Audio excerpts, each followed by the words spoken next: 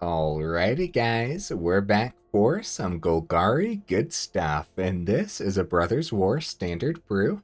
We're going to go over the deck, then hop right into some ranked, but first things first, for anyone who may not know, I'm Redcat and I play aggro decks and any decks with red in them as well, so I hope that sounds fun to you. Also, we do got that Discord link down in the description if you're interested in joining that up. Okay, what do we got in the build here? Well, we got a couple cut downs naturally.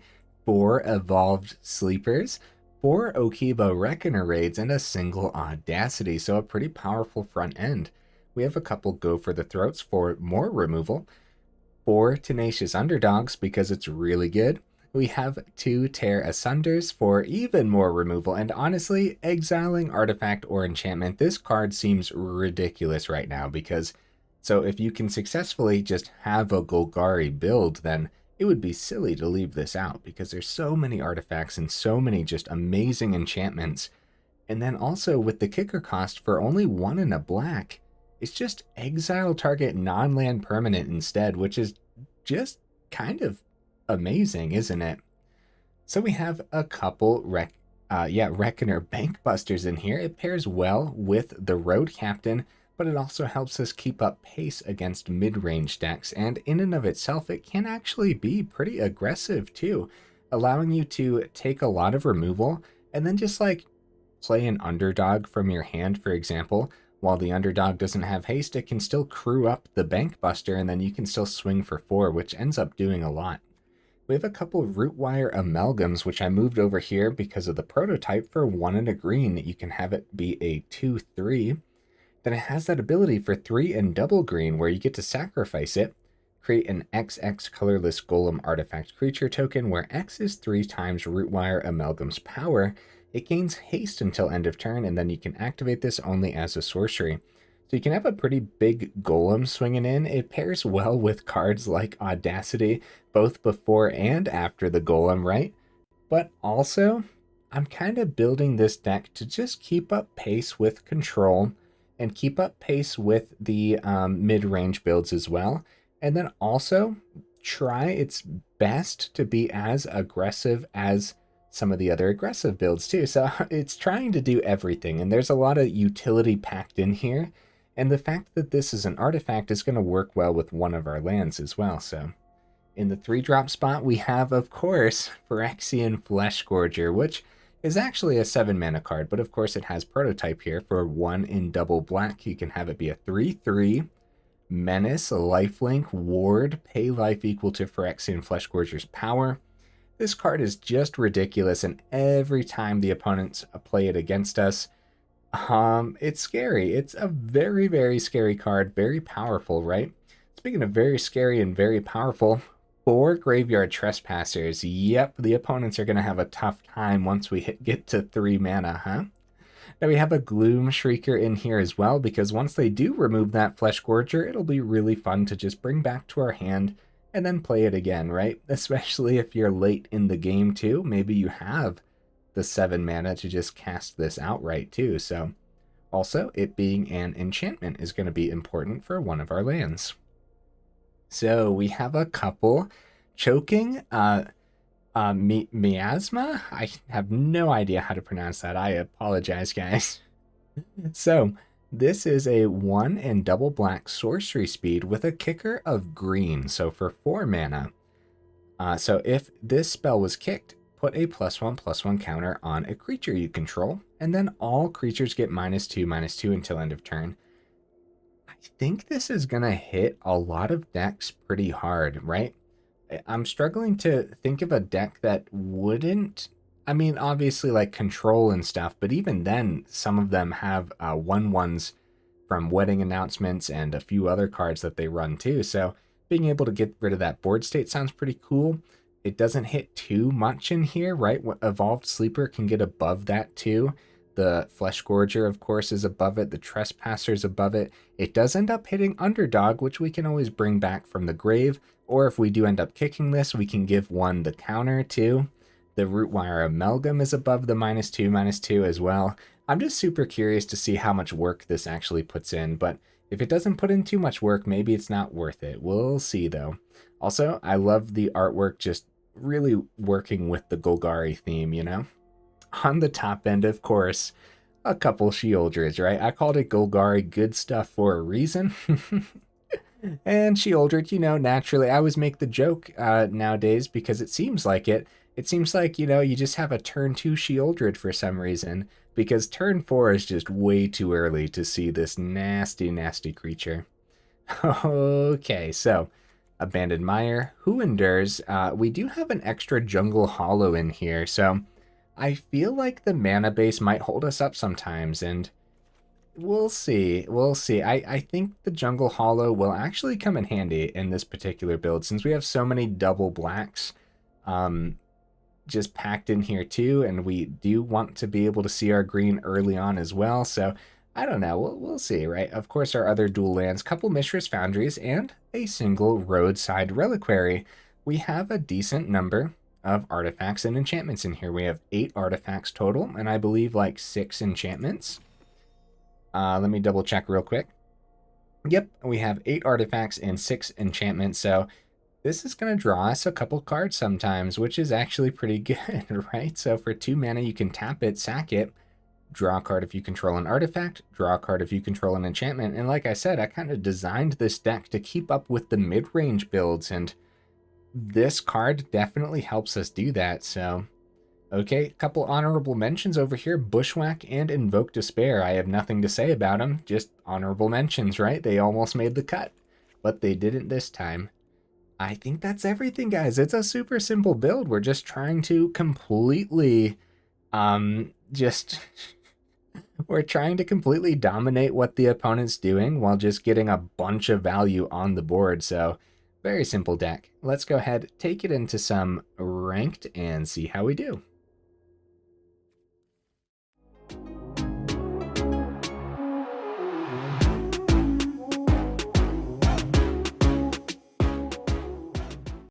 All right, we'll see if we can find that first match right away here.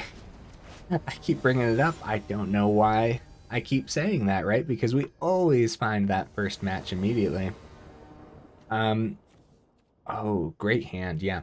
So overall, I think this deck's gonna be pretty good. Like, we just have so much. We have so many good cards in here, guys. But we'll see, right? The meta continues to completely shock me. And okay, Foundry's pretty good. Go ahead and get that underdog down. At this point, they probably think we're a mono black. They could hit the underdog. Oh, Exile. Hey, nice opponent. Flame Blessed Bolt. It's a good addition. It really is, especially when there's a bunch of underdogs floating about. Bitter Reunion? Oh no, this is mono red mid-range, isn't it? Well, this will be exciting. We'll keep the fact that we have green in here a secret. How's that sound?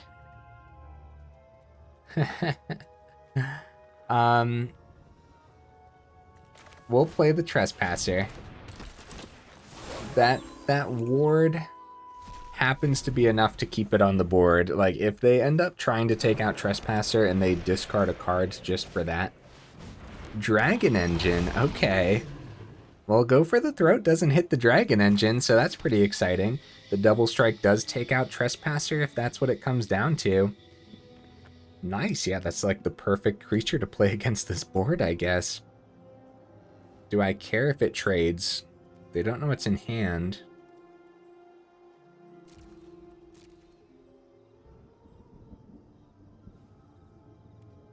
I care if it trades, yeah. I'm gonna get underdog down. That Dragon Engine definitely just slowed us down here, because the double strike stops the Foundry from swinging into. Oh, Menace on the Road Captain. We could have swung with that. It's actually my bad, guys. I guess we're keeping it back as a blocker, question mark? Yeah, we definitely could have swung with the Road Captain. Okay. 5th mana isn't terrible to see. They don't know what's in hand. They probably just end up blocking underdog. We don't swing with Foundry because that would be a better block. So if they end up taking out Trespasser, we get 5 damage through. Oh, it one-shots the Trespasser because of the extra damage, huh? Oh no, this Dragon Engine's gonna tear us apart. Oh no, it's still 5 damage through, which is pretty cool. Uh-oh, it's not. It's not. It's another Flame Blast. Oh no. Oh no, guys. Well, it's two damage through. That's good news, right? So we actually haven't seen mono red mid-range at all? Question mark? I don't think I've seen this at all. Maybe once or twice at the beginning. You get some devils down. That'll do. They're gonna swing here. This Go for the Throat has to have a better target, right? It has to. So the Foundry doesn't block these well. We're just going to take the damage. I think the Go for the Throat's going to have a better target.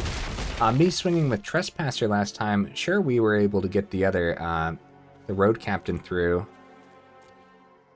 But yeah, it just wasn't that much because these Flame Blessed bolts taking care of the underdog. Scary business, guys. Ah, another land. Yeah. That's not good. That's not good news, guys. I'm going to take all this damage next turn. It's going to be a lot. Oh, it's going to be too much, isn't it? Because of the mechanized warfare? It was the opponent. Let's be real. Let's be real. What was holding? Dude. Nice. Holy cow. I'm not even going to use the Go for the Throat this second. Yeah, that's 12 damage right there. Oh, and then, of course, the other strike on this, too. I mean, yeah, they already had this the 12 damage required. It was just overkill for the second burn down the house. But honestly, if we were, like, actually staying alive just a little bit longer there, if I would have kept the Road Captain back, for example, and staying alive a little longer, it wouldn't have done anything. It really wouldn't have. That was the opponent's. And if we ever did have a good block into the Dragon Engine, then they had the Unearth for 5 too. So it's tricky. I still shouldn't have swung with the Trespasser, but I don't think in the long run it actually did anything. I think losing both underdogs to Flame Blessed Bolt, that was an early nail in the coffin too, probably. I'm gonna hold the Deathcap Glade back. They go for the Consider. We got some mono blue. Man, we're seeing decks that we haven't seen in forever. I definitely did not build this to go up against mono red mid-range and mono blue, but I mean, a counter on the underdog, it's like whatever. Oh, no counter. Oh. I mean, they missed an island. I mean, we might as well get Foundry. They still think we're mono black at that point then. And the swing? The opponent just not have anything? Oh, okay. Fleshgorger hits the board. Well, GG opponent, they didn't have anything. Ah, that kind of sucks. I would have loved to see how the deck would have fared against mono blue overall. I think pretty well, honestly, mainly because of the underdog. The underdog's just nasty for, like, they do have the counter spells for it. It just keeps blitzing back and drawing us more cards, and then it takes them a while to set up enough damage to where, at that point, like, sure, you'll be low from all the underdog blitzes, but... And then we had a lot of other stuff, too. We could gain life off the Fleshgorger now that that hit, too, so I completely understand the concede, but it really sucks that they didn't have anything, honestly. Well, maybe we'll start to see some of the other builds that I kind of built this deck to go up against, right? Because what we were seeing a bunch of... Okay, no turn 2 if I get the Reckoner raid down now. Unless we draw a land. I think that's still worth it, because this flips earlier then, too.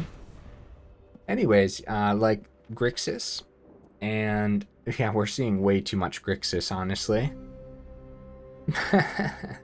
And then also the Union of the Third Path deck. I do think that this deck would potentially be fast enough to go up against that and kind of keep up pace with that additional life gain that they're rocking too. But we'll see. Like, I really want to test the deck against that. And then, of course, Soldiers and Mono Red are everywhere right now, too. Those are the big aggro decks that I'm running into. No untapped land, but the Evolved Sleeper is a terrific draw. If we're not seeing the mana, then we want to see a 1-drop, and that's what we did, so... Thalia, ew. Gloomshrieker. Now that we got mana, the Gloomshrieker would be fine. We could double down on the Sleeper. That'd be good too. Alright, let's start with that swing, see what they end up doing. And let's double down. How do you guys feel about that? It seems better to do this than... Like, we can't bring anything back with the Gloomshrieker, and I don't really want to play Underdog and have a mana open. Just get some early damage and start buffing that Sleeper sounds a lot better. Well, Sleeper's out of here, but Choking, whatever that word is, could happen soon. If we can get around the Thalia. So they would need to double block Road Captain, and then Brutal Cathar would be dead. So we're going to start with a swing. Yeah, the Menace. We're going to get Sleeper back. I mean, okay. Oh, the first strike. Why have I been doing this? Well, Gloomshrieker gets the Reckoner raid back to hand, which means we can use that ability again. I don't know why I've been having, like, at least a single misplay in every video, but why am I playing not to the best of my ability? I apologize. Like, I know what's happening. but then I don't know what's happening for some reason. I'm sorry. It's an oops-a-daisies, but it's pretty cool that we get the Reckoner raid back to our hand from the Gloomshrieker. It's just like, my thought process was, oh yeah, we get to take out the Cathar. But they want to hit the Choking here. 100%. Like, Peacekeeper has to hit that Choking, so that way it just takes it out of the game. Well, they decide on Sheoldred, so let's draw that mana, huh? Do they swing with that? So the Menace on the Gloomshrieker. But taking out the Thalia should be the first thing we do. Taking out that Thalia, getting the Sleeper back. Could double down. Yeah, nah, this is what we do, because the Reckoner raids go back to a 1-mana card, so we can actually go like Underdog and then both Reckoner raids next turn too. So these gain us a bunch of life, so it actually ended up working out, my little misplay. Just having those. Okay, I'm gonna take 4. Tear Asunder, beautiful. We should probably hit the Adeline, honestly. Of course, Sleeper could eventually hit Adeline too. We just take some extra damage next turn. We have a good blocker with Underdog. Let's go Reckoner raid. Get some life back. Let's stick to the plan, huh? Because we still have just amazing cards. But Adeline and Peacekeeper, like, everything about the opponent's deck is scary. Everything about this version of Mono White is just very, very scary. Okay. We'll trade with Peacekeeper and take 6 damage. Actually, it might not be a trade. They might have a combat trick. It's gonna be a seat. Yeah. Alright, they get to keep the Peacekeeper, but we don't take the damage, luckily. We're gonna gain another 2. They get an Initiate down as well. Just some classic Mono White from the opponent. Which is scary enough, for sure. Hitting the Sheoldred actually worked out pretty nicely here. Because, yeah, if we could get that Sheoldred on the board, then this would be a little bit different, huh? Keeping the Tear Asunder open for their turn might be okay. Excuse me, guys.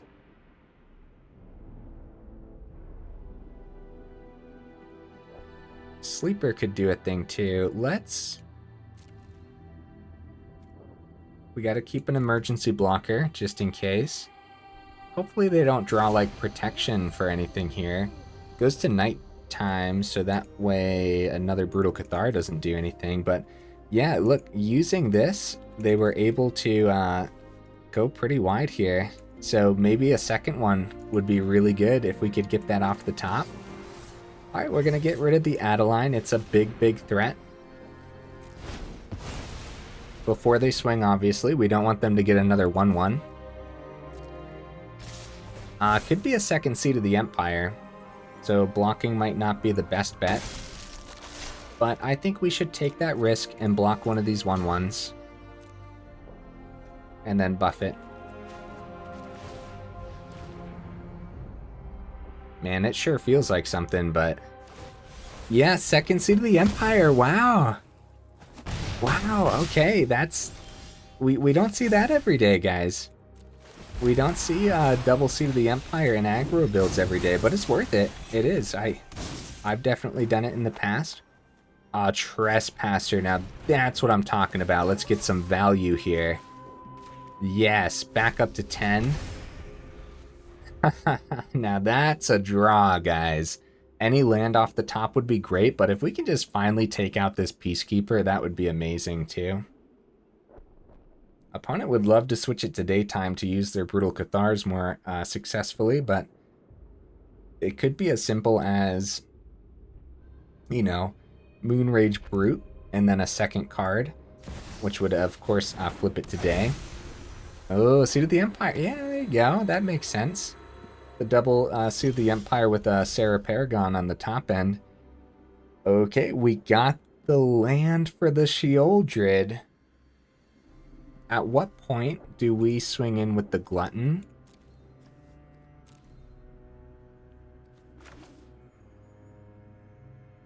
They have too great of blocks, honestly, don't they? So I think just getting Sheoldred down and hoping. Road Captain's Menace is fine and dandy, but yeah, their board state is still just dandy. They are down to 7, though. We were able to keep up with their aggression, which is kind of what I was going for this build. Uh-oh. Lifelink on the Sarah Paragon. Oh, no.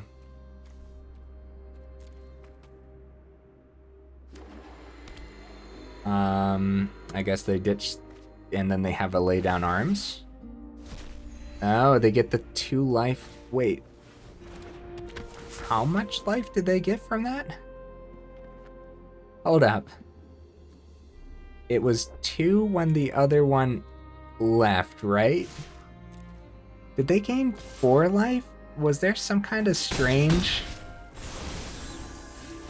I'm a little bit confused, honestly, guys. Oh no, the second Sheoldred. Oh no, it's a GG's.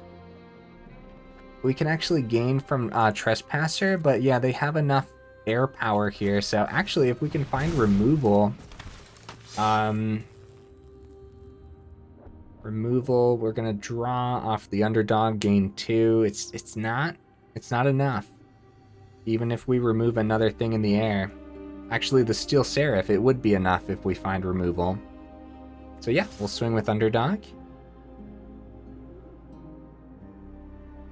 And it doesn't matter where they block or if they take the 3. They do end up jumping. See what we draw. It's gonna be a Bankbuster. Ah, man, yeah, removal to take out the Steel Seraph. Actually, what would that have been in this build? Nothing, because the Tear Asunder... Oh, Tear Asunder, yeah, it's an artifact. Yeah, oh man, hey, GG opponent, I feel like I could have played this one a lot better. I wouldn't blame the deck too much here, honestly. I feel like overall, I just could have played this one out better. I'm gonna run through the blocks here too. We'll go ahead and we can take out Initiate 1, chump here, untrade, and everything else is in the air, which is actually pretty insane. That's pretty insane. Yeah, I guess just a second Tear Asunder. So that first Tear Asunder maybe shouldn't have hit Adeline, but that was putting on a lot of pressure already. So yeah, guys, let me know in the comments real quick. What gained them the 4? Because I thought they were at 7. They played the other seat, which exiled the first seat. When this permanent is put into a graveyard from the battlefield, exile it, you gain 2 life. So they gained the 2 from the seat, which I thought should have only brought them back up to 9. But I must be missing something whenever that happened, because they went up to 11. Maybe I was just looking at the numbers wrong. Or maybe there was something else going on there too. Yeah, let me know. Let me know what you guys think about that. It wouldn't have mattered about the... we wouldn't have been able to win or anything. I'm just a little bit confused about that. Excuse me, guys. Alright, opponent, what you bring to the table? Yeah, that last deck, that was one of those decks where I feel like we were favored overall. This is a fine hand. Bankbuster can help us draw. I'm going to start with the Reckoner Rage to get that ball rolling. Sleeper is pretty good to start with too, but it's going to be a turn 2 Bankbuster probably, and instead of buffing the Sleeper, so it just makes more sense to have it like this. To me, at least. We'll be able to find that green source pretty easily, I'm assuming. Okay, Rafine's Tower, here we go.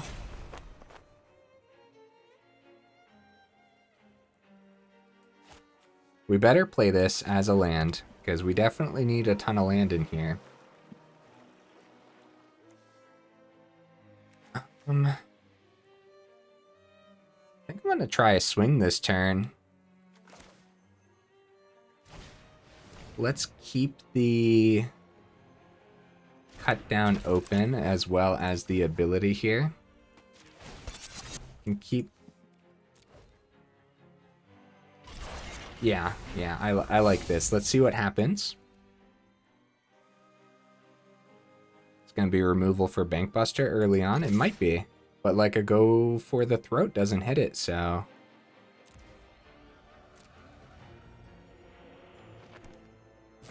It's going to be a Fateful Absence, actually. Okay. Well, good reason to play Fateful Absence, honestly, because I've been playing with a lot of artifacts recently. I don't know about you guys. We actually have the Clue open here too, so that's pretty nice. That works out. Lay down arms. Okay. Yep. We still have 2 mana open, so it's going to be some Esper control, it looks like. I feel like we can keep up pace with Esper control. Gloomshrieker. Uh-oh. Yeah, we're going to need that mana, though. Alright, we'll start with the swing. I'm tempted by the Sleeper, so that way nothing hits the... Oh, okay. Well, the Trespasser can successfully hit here. I guess we'll do it. Doesn't have any creatures to take care of, but... I mean... It's probably still worth hitting stuff out of the opponent's grave. Let's start with the Fateful Absence. So 3 pieces of spot removal out of the opponent's deck already. The Trespasser's Ward has probably never been more important. Okay, another black source, which I'm not mad about. We just don't have the green source for the Audacity and the Gloomshrieker just yet. Could power up the Foundry, but this sure looks like a Wandering Emperor, so I think just having the Sleeper to play this turn is going to be a little bit better. So let's swing. Gobble up the rest of their graveyard, because you never know, this might be a Lear-style deck too. Just being able to play all of their removal back. No Wandering Emperor, we're still going to play Sleeper, because it can get buffed pretty good this turn. And keep the cut down open for now. Yeah, we just have so many powerful cards packed in here. Let's see here. I guess they're gonna return the Sleeper to our hand, huh?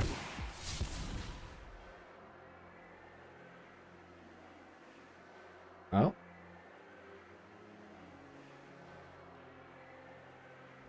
I guess they're figuring out what they're sending to the grave. Obscura Interceptor. We see it in, like...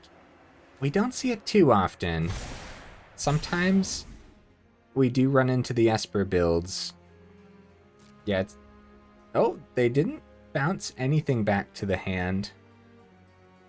Should we have used the cut down before it gave the counter? Do you guys think that would have been worth it? Were we allowed putting something on the stack? I think so. Yeah, that probably would have been worth it. Return up to one target spell to its owner's hand. Yeah, why? Why not return the sleeper to our hand? Give Vigilance to the Interceptor. Cut down doesn't hit the Seraph either, so I guess they're going to give Flying to this. Bank on the lifelink. Yeah, the cut down probably should have hit the Interceptor before it gave the counter, guys. I apologize. That probably would have been a much better play, but since we didn't play cut down, we get to double buff the sleeper. And they're tapping out too, so we can successfully do this. I might as well do it now so it stops sticking for the poor opponent. Up to a 3-3. It's back to daytime. Cut down does have a target in companion at least. And I'm surprised we're not seeing a green source, guys. A little bit surprised by that. So we could totally just draw. That would be fine. A block onto the Trespasser from the Seraph would be excellent for us, but they're gaining so much life off the Interceptor. And again, that's kind of my fault. Alright, we're going to start with the swing. It sure looks a little deadly, but let's see where they end up blocking here, if they end up blocking. Gonna chump the sleeper, sure. Yeah, I think cut down will still have just better targets. I was planning on drawing with this, so I'm gonna draw now. And then play the Reckoner raid after combat. Hey, Deathcap Glade, let's go. Okay, the trample might really come in handy. Not gonna play that till next turn though, that way the cut down's still open here. Alright. Let's see what ends up happening. Yeah, the Audacity can probably put in a good chunk of work. Steel Seraph. They're gonna go for Vigilance. Because they could have given lifelink to the Seraph to gain 7 this turn. Yeah, they go for the Vigilance. Makes sense. I really should have used cut down on that. They might not play anything here. Back up to 18. Spirited Companion number 2. I guess it's like Esper good stuff. I'm still running into just new things all the time. Uh-oh, cut down doesn't hit that either. I'm gonna take out the Companion. It's a chump blocker, and I feel like it's not worth it, is it? It's not worth it. It's not. There's probably gonna be another better target. Okay, they're back down to 17. This is tough business, guys. At least this has Death Touch.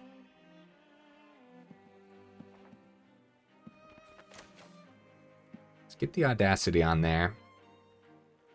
Or do we want to draw first?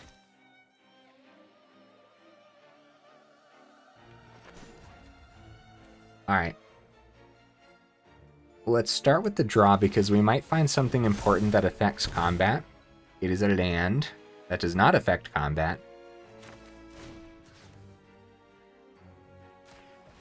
I think it's still going to be worth the full swing here, guys. Maybe we should cut down beforehand.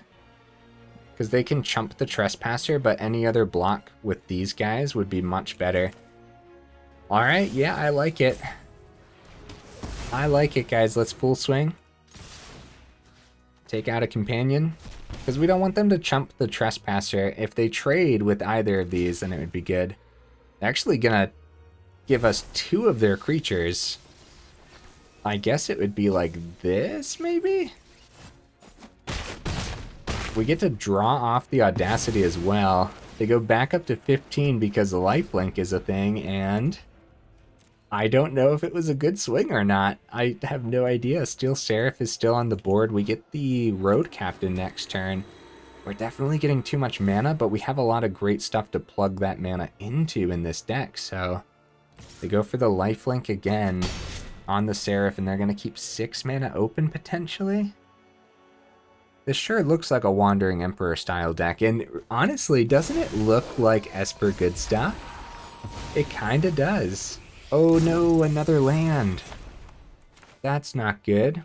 I'll actually just really need the 1 green source right now, huh? Probably grab the Sleeper back from the grave. Let's start with that. Actually, start with a swing. We could bring Audacity back. Or the other Reckoner rate. Or the Bankbuster to try to help us keep up, honestly. The Bankbuster might just be a better bet.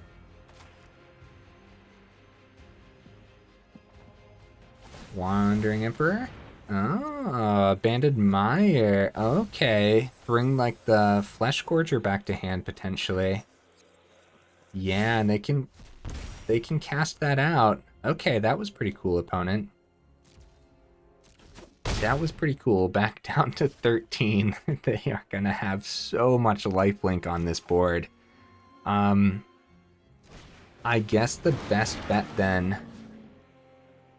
I think it would be great to get the Bankbuster down to start drawing. I guess that's still the best bet, isn't it? To try to help us keep up with this. We can get this down and then we can start drawing with it too. Goes back to daytime though. That is noteworthy, I suppose, since we played 2 cards there. Fleshgorger only comes out as a 3/3. They didn't have the 7th mana for it, luckily. This is still a lot of damage in the air. Tear Asunder, guys. Apparently we need 4 of them in here. My goodness. Okay, we'll let the swing go through.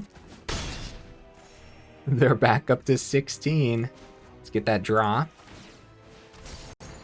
Hopefully not more mana.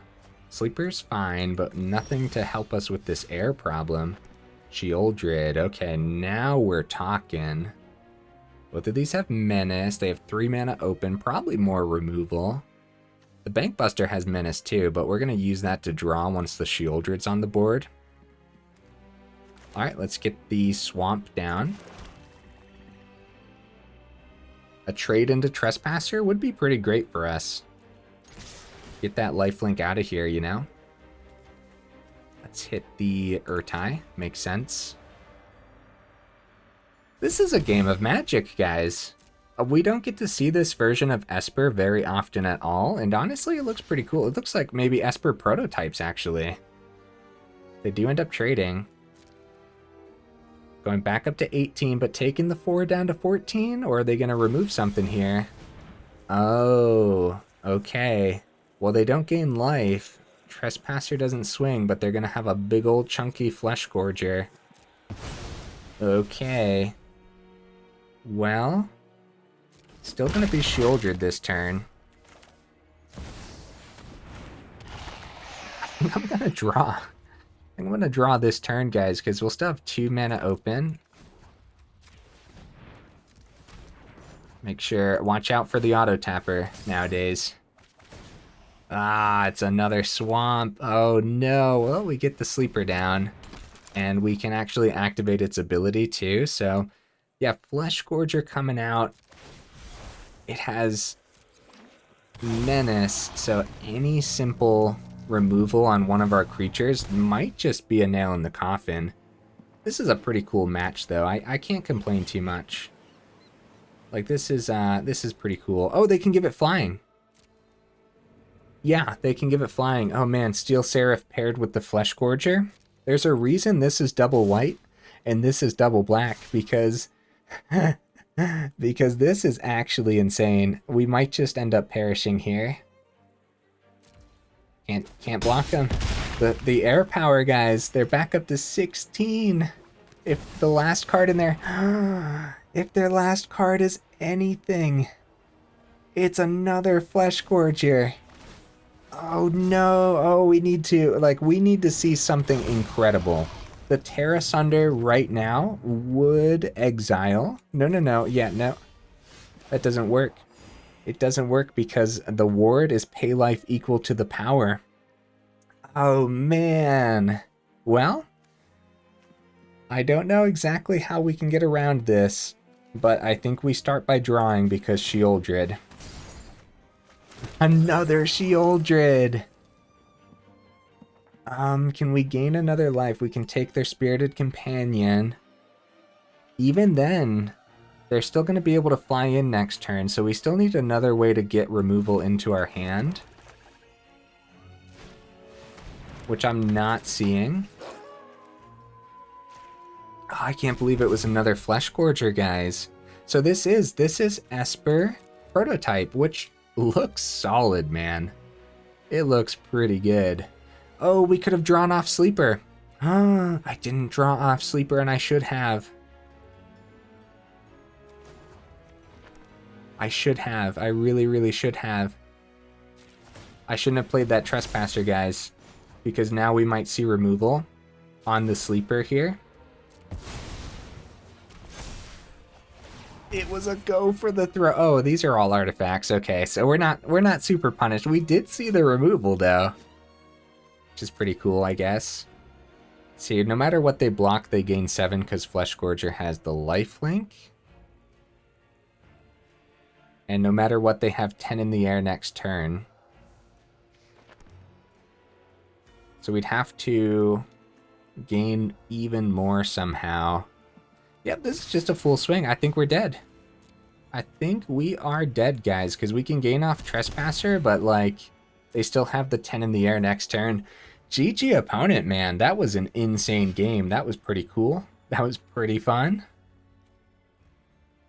Yeah, so they go back up to 21, take a bunch of damage here. So 9 is what they end up at because of all that lifelink. Guys, we can really pack a punch. We can really do a serious amount of damage, but today the opponents just kind of one-upped us.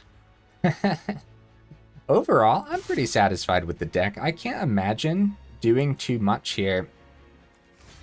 We have to double block on the ground here, and then we take the 10, so yeah. Good game, opponent. I wonder if there was somewhere where I missed a damage. Right? Because that's very, very possible. Or missed a life gain. Honestly, there probably was. And playing back the Reckoner raids, like even just a Reckoner raid off the top of the deck, might have been enough to keep us in this build, huh? Or keep us in this match. I'm sorry, guys. My words are all over the place. I'm also thinking about how we have to go over the build again, and so I'm just kind of mixing and matching my sentences, I guess. Either way, here's the deck list again, guys, and let's go ahead and rearrange real quick. It's pretty cool. I liked it. I can't believe I'm saying this, but in those matches, we needed more removal. The single Audacity was pretty cool. That actually ended up working out. Reckoner raid's always better than you'd ever anticipate. Like, it's actually just really good. It really is. Evolved Sleeper is excellent. The cut downs didn't do too much, but it did a thing, I guess, kind of, sort of. Go for the throat, man. People are playing a lot of artifacts. I'm playing a lot of artifacts. Go for the throat might not be the best bet. It might be Infernal Grasp is something you might want to consider for this, or just going up the Tear Asunders, because how many of those matches would this have just worked in? It just would have worked, man. Exile target artifact or enchantment. Yeah, and then for 4 mana, it's just non-land permanent. Maybe we want 4 of these instead. Or, yeah, I don't really know. So something we could consider is dropping down to 1 Bankbuster too, since we are trying to be pretty aggressive, but I think Bankbuster overall is solid. But I could see going down to 1 of these. We didn't get to see Rootwire Amalgam today. I do think it would have been decent if we did see it. It's always just a good, it's just a good blocker. And it's a decent card to see later on in the game too, because you can drop it as a 5/5 as well. Even though there's no artifact theme technically in here outside of the Reliquary, it's just a solid card, which is why, you know, Golgari good stuff. It's a good stuff, you know? The Choking, whatever this card is called, right, is solid. We actually got to see it kill a Brutal Cathar and a Thalia today, which was pretty cool. And of course, the Thalia made it way too overpriced. However, in that same match, we needed to see another one. Like, in that exact same match, they were able to go wide with an Adeline, and they had a lot on the board, so seeing another one would have been really, really good.